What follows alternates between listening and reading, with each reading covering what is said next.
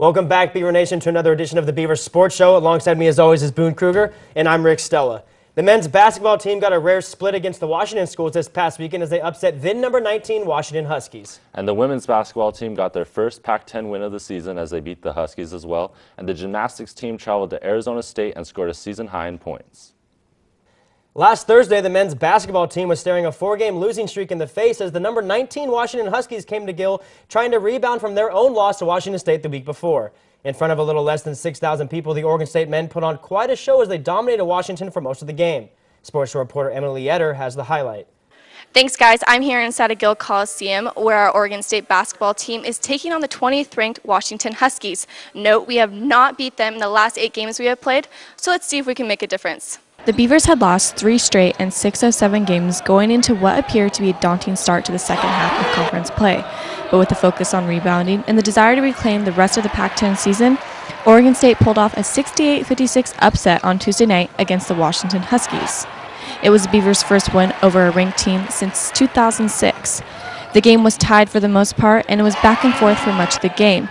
But the Beavers pulled through, beating out the 20th ranked Washington Huskies.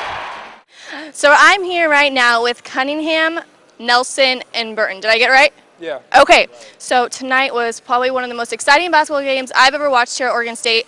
Tell me what happened, why was it so close the whole time? Anyways, well, I think we just played as a team, and I mean, guys like Jared and Joe, I mean, they really stepped up tonight, and I think that's one of the reasons why we're winning this game. Okay, so it was tied at halftime. I know something crazy was going on in the locker room. What were the feelings at that moment? Well, we were kind of mixed emotions. We thought we played good, but, you know, we're playing hard.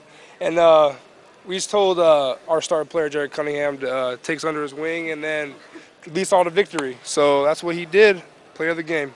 Okay, Jared Cunningham, star of the game. What is your secret? My teammates. Can't do it without them. Is that all? Yes, basically my teammates. And you listen to Katy Perry before games. So. That would give anyone motivation in a game like this. Well, thanks, guys. Have a good evening. Back to you. Thank you. Well, there you have it, Corvallis. Another win for our Oregon State men's basketball team, beating out the Washington Huskies 68-56. I'm Emily Yetter with the Beaver Sports Show. Back to you. After achieving their first win over a top 25 team since January 12, 2006, the Beavers came into Saturday's game against the Washington State Cougars with a chance to get their second home sweep in Pac-10 play. However, the Beavers reverted back to bad habits against the Cougars and started the game slowly, which ultimately doomed them down the stretch. Here is Sports Show reporter David Murphy with the recap on Saturday's game. I'm here at Gill Coliseum as the Beavers prepare to take on the Washington State Cougars. The Beavers are coming off a big win against Washington and are hoping to sweep the Washington schools in the weekend series. The game began with a nice run from the Cougars, going up on the Beavers 92 early on. Klay Thompson accounted for 5 of Washington State's first 9 points, but the Beavers shut down the Pac-10 conference scoring leader to just 6 points on the night, forcing him to shoot 2 for 7 from the field. OSU came back quickly from the deficit as Devon Collier and Jared Cunningham made some nice plays to get the score back up 7-9. Cunningham scored with 14 minutes left in the first half to give OSU their only lead of the night at 11-10. After the Beavers took the lead, Washington State found their stroke, going on a 15-0 run before the Beavers went on a run of their own. Devon Collier got the rally going with a nice layup assisted by Cunningham. Calvin Haynes followed with a 3-point shot of his own. Collier eventually ended the rally for the Beavers with a slam dunk to go into halftime down just 32-27. Collier continued his hot streak as he pushed the Beavers even closer to start the second half. Washington State continued to find ways through the OSU defense as they were able to get inside for layups and short jumpers throughout the game. OSU continued to claw their way back, but turnovers and missed free throws plagued their efforts. With the miscues, the Beavers were still able to get close to victory as they got within 55-57 on a Roberto Nelson lay-in with 20 seconds left. But the Cougars made 4 straight free throws to close the game, 55-61. Reggie Moore had 14 points and D'Angelo Casto had 11 points and 10 rebounds to lead Washington State in the victory. Freshman Devon Collier led Oregon State with a career-high 16 points and 10 rebounds, earning his first career double-double. Sure, I feel more confident that I was just trying to help the team. I was just playing aggressive, playing hard, and anything I can do to help the team, I'll do. So. Jared Cunningham was the only other Beaver in double digits with 12 points. We got to pick it up. I mean, it's the second half of basketball. We 1-1 right now in the second half, so we're going to go hard into the LA teams, go hard out there and just focus in and try to come away with the win or a split on the road. Oregon State struggled mightily at the free throw line, going just 11 for 23 on the night. It's just a mental thing, you just got to get at the line and relax and just shoot. We shoot them every day, so I don't see why we're missing them in the game. We just need to focus in a little more and concentrate on the free throws. Coach Robinson had some words after the game.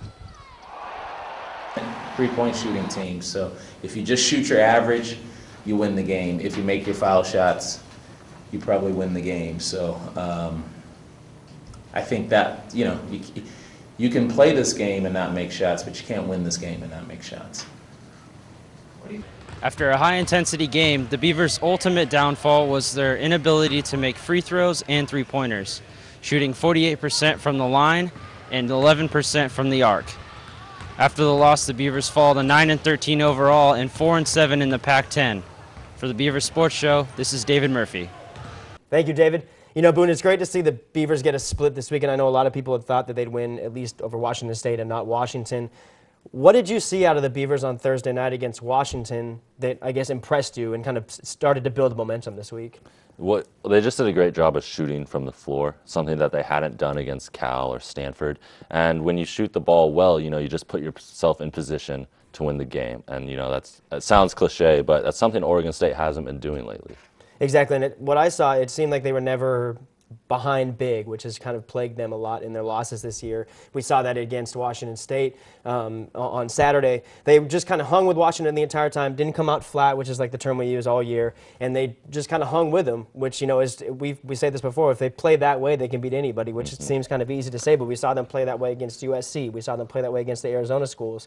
And I think it's a matter of just putting the two pieces together that will ultimately get them more wins in the second half of the season. And I also think, the Beavers were the more physical team against Washington. They out-rebounded Washington, which is something they haven't done in a really long time. And that, I don't know if that was the key to the game. It was one of the keys, but it set the tone, definitely, that Oregon State came out and was a more physical team. And that wasn't to say they were dirty or played dirty at all. They were, Washington admitted that, yes, Oregon State was a more physical team, and that was the reason why they lost the game.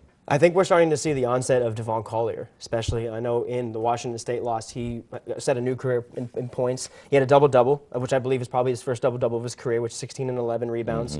And I just like the potential of this kid. I know it was in a losing effort against Washington State, but he played hard the entire time. He's getting a majority of the minutes. He's seemingly getting Lathan Wallace's minutes.